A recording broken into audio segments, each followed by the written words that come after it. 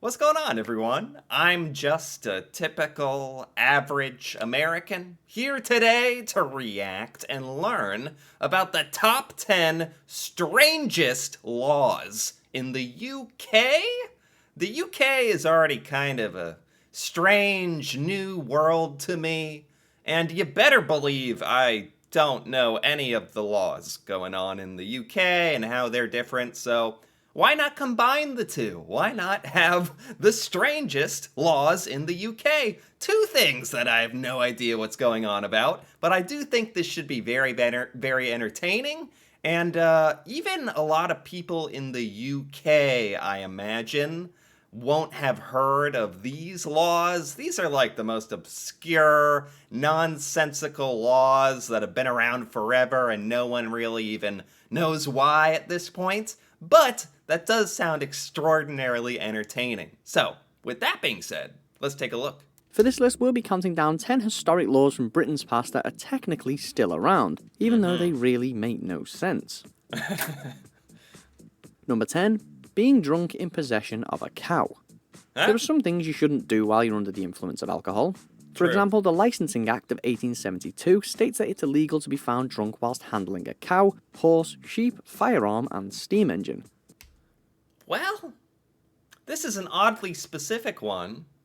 I don't know why you'd be drunk around the cow, but I guess I kind of agree with this. You don't want to be all drunk and mishandling your farm animals, or I'd like to know the last time this law was even enforced, honestly.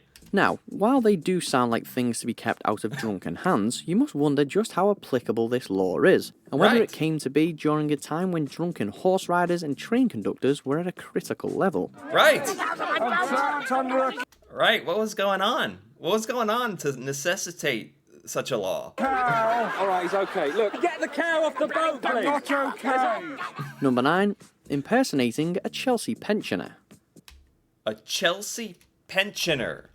Oh man, that's a very British phrase that I don't know what that means. Chelsea pensioner.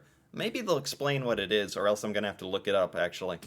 It's only right that the brave men and women who go to war for their countries are venerated as such, which is why in 1682 King Charles II founded the Royal Chelsea Hospital in London.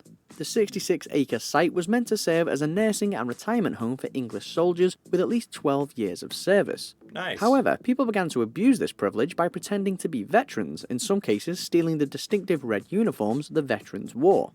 Oh, wow. Oh, that's...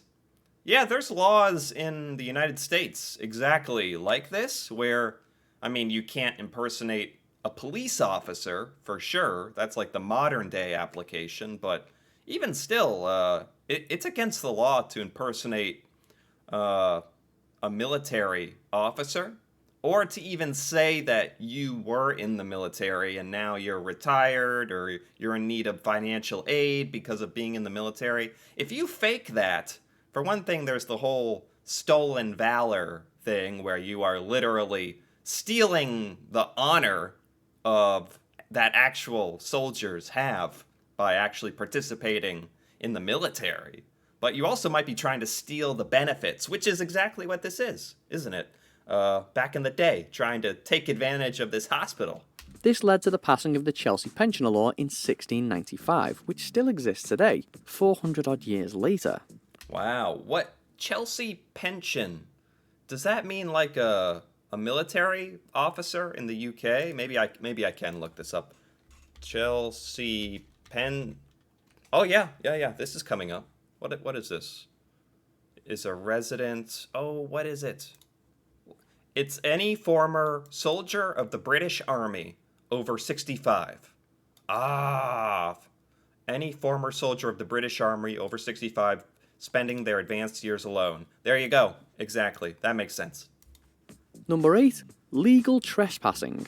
What? Trespassing is one of the oldest laws in existence, and the rules are clear. If it's not your property, stay off. Why is it called legal trespassing? By definition, it has the word legal, not illegal. That's what I'd be that guy. in Britain, running around, trespassing, legal. I'd be like, I'm legal trespassing. It's not against the law, as they're dragging me off to jail. The one place where this doesn't apply, though, is the coastal county of Cornwall in the south of England. A law was put into place in 1603 which allowed men known as balkers to legally enter other people's property in order to shout fishing boats, directing them to schools of fish. Oh, so this is actually explaining the exception. So, okay, I can't be a legal trespasser. You have to be one of these bog fishermen to actually do that. You can legally trespass if you're one of these fellows, huh? Other people's property in order 1603 which allowed men known as balkers to legally enter other people's property in order to shout fishing boats. Shout fishing boats? I'm not sure what that means. I'm not sure what a bulker is, if that's the word they used. I'm a bit confused about this, but I think the gist of it is if you were this very particular kind of fisherman, you were allowed to march all over people's property for the good of the people. Directing them to schools of fish. Oddly, this act still exists today, even though modern fishing methods have rendered balking obsolete. Number 7. Landlord powers.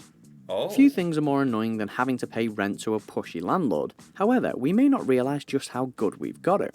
An ancient law originating in 1297 states that should a landlord feel that a tenant is behind on the rent, then it's fine for them to take any of the tenant's possessions to settle the debt. Ooh, that's interesting.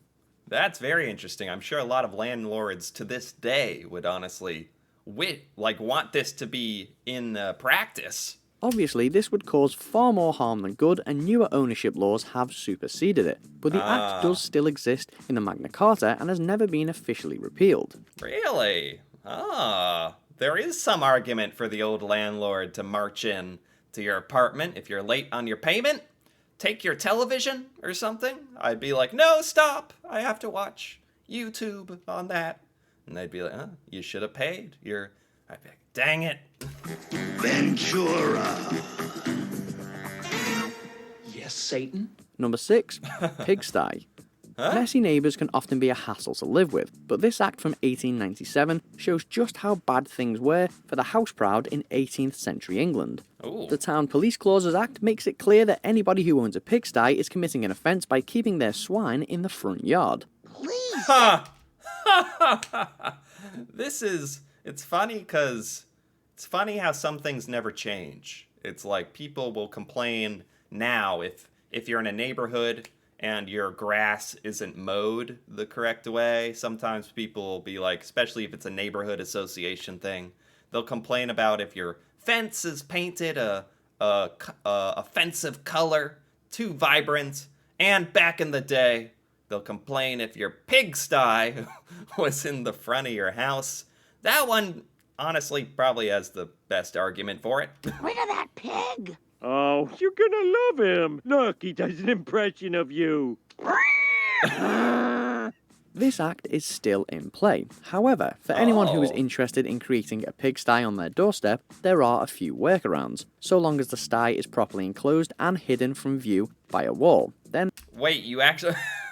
Who's doing this? That they have, the proper protocol for building your pigsty. If you want to build your pigsty in your front yard, as long as it's blocked off appropriately, it's A-okay. Good to know. it is permissible. Oh, it's leaking. It's not leaking, it's overflowing. He filled up the whole silo in just 2 days? Well, I helped. Number 5. The Welsh and the Chester city limits.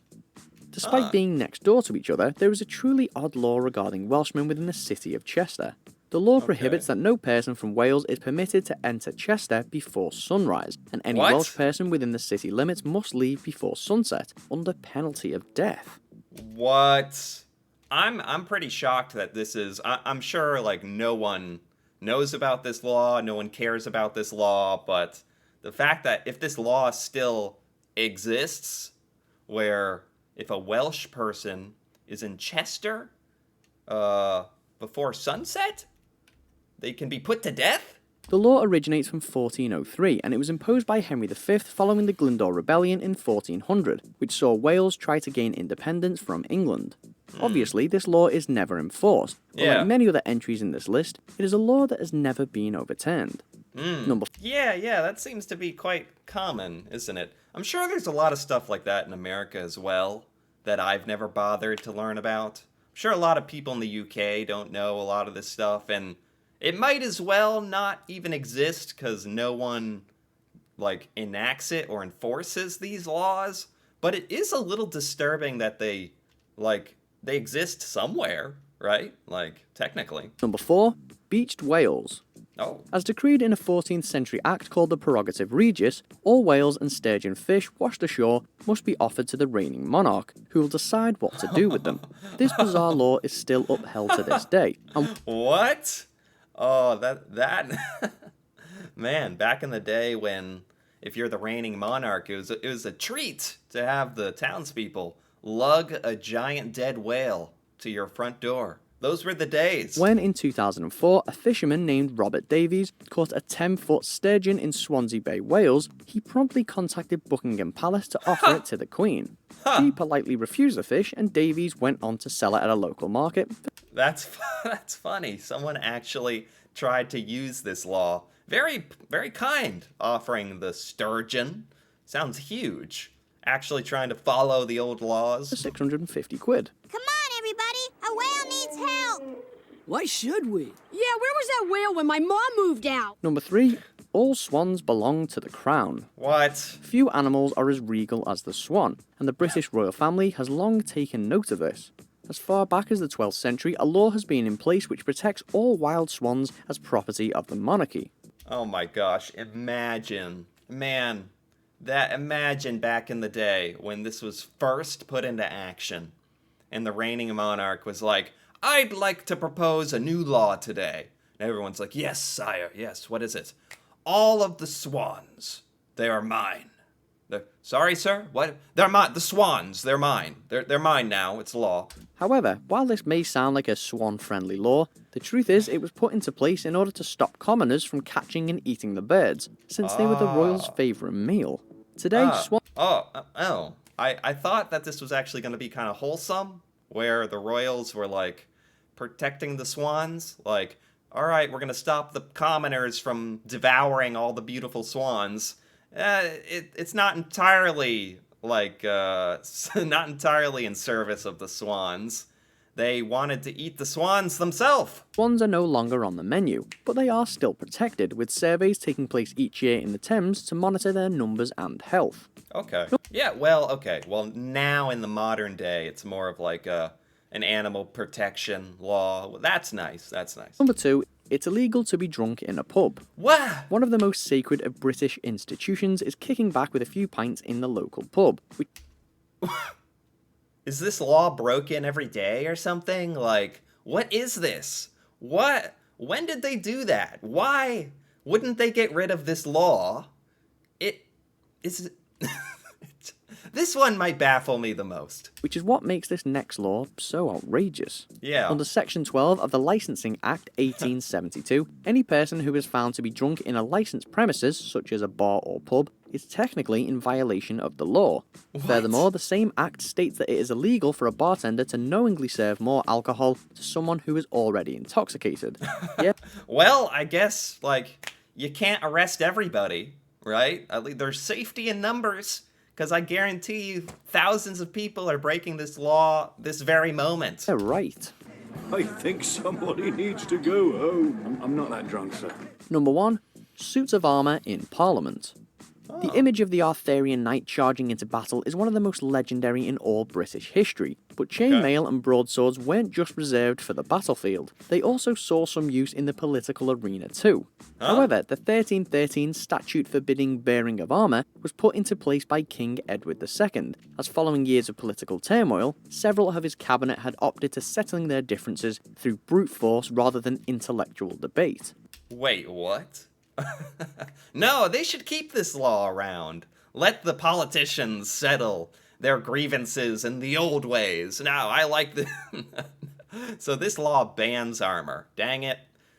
So I actually thought they were saying that maybe some of the politicians to this day, or back in the day, wore armor to like discussions and like the house discussions and whatnot, but this is more trying to stop duels. The act ultimately ensured Edward kept tighter control of his parliament.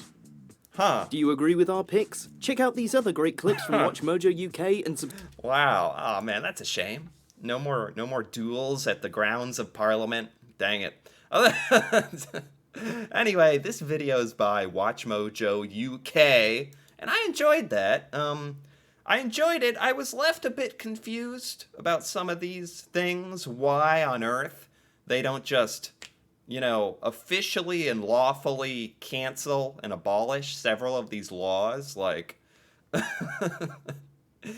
although some are good laws, you know, you can't have your pigsty out in the open in front of your house. I think I tend to agree with that. You can't impersonate a Chelsea pensioner. That's actually very good.